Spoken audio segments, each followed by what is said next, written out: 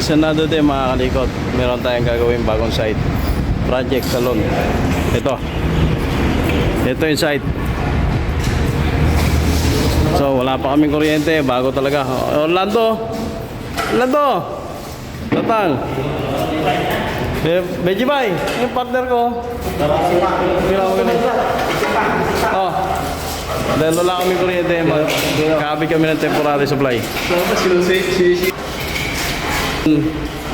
Temporary isolator ng building. So kakabitan natin ang temporary supply natin. Meron tayo ditong temporary supply. Ito ginagamit ko talaga ito pang project ba, saksakan ng kuryente. Ito yung temporary supply natin. So determinate natin ito para magka-supply kami dito sa bagong site. So ito na mga kalikot yung temporary, no? Temporary main breaker, neutral, LCB, dalawang LCB pa, tapos breaker for safety. Ito yung bang natin. Dito tayo magkasaksak ng extension.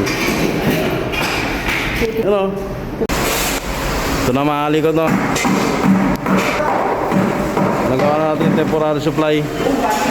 Okay na yun. May ilaw na tayo. Magsisimula na tayo magtrabaho.